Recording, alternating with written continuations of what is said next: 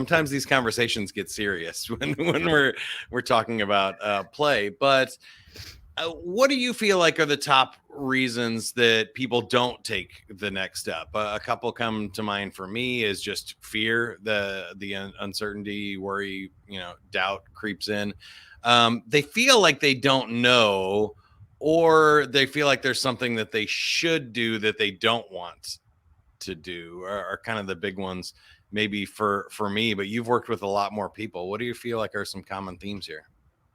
Fear is a big one, but I think fear is nuanced. So there's fear of failure. So you got to unpack that one.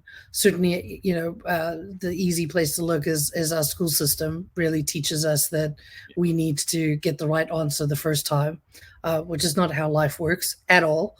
And so, that certainly gets us to a place of being afraid to fail because we aren't taught how to fail.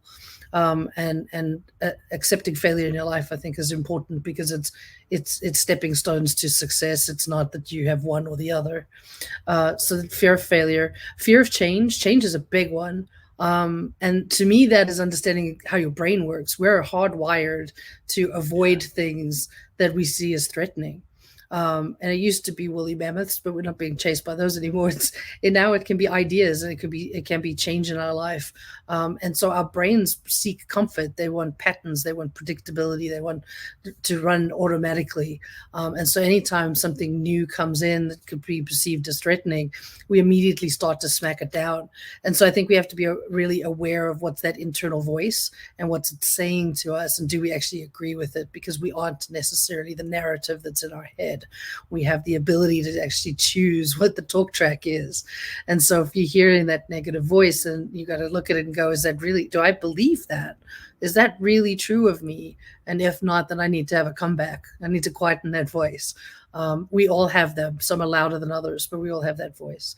So that's change. It's getting out of your comfort zone. It's not going to feel comfortable at first, but like with anything, the more you do it, the easier it gets. Yeah. Example being, start brushing your teeth with your non-dominant hand. Feels really strange the first few days, but eventually it becomes more comfortable. So do those things. I think I think those are the two big fears. And I think confidence is a big one, really believing in ourselves. And to that I say, be very careful about who your support system is and who you share things with.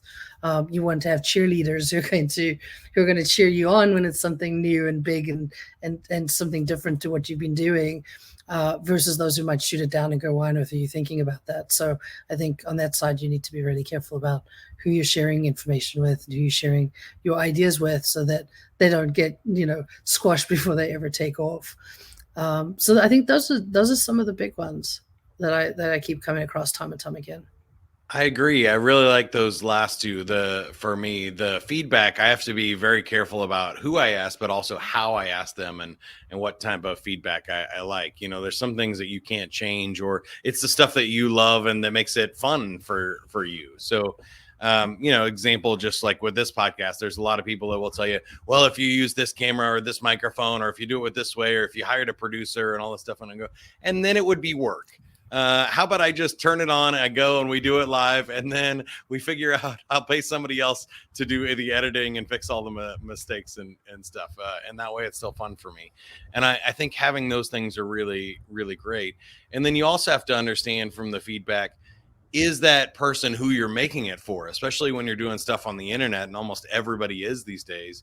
You're going to get somebody that goes, I don't get it, or I don't like it. And you can't worry about the people who don't get the joke. You got to worry about the ones that do get the joke, and the ones that you're making it for. So sometimes this even happens at my job, where I make something really cool for the customer, and then a boss or a manager goes, I don't like it. Well, it wasn't for you. You're not the client, right? Like the client likes it, and they're going to pay us to do it again. So is that good enough for you?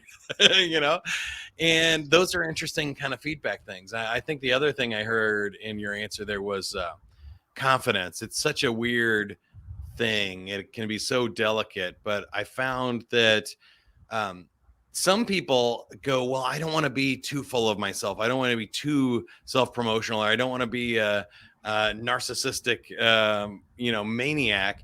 And I always have to tell people, if you're worried about that, you are not one. You need more confidence.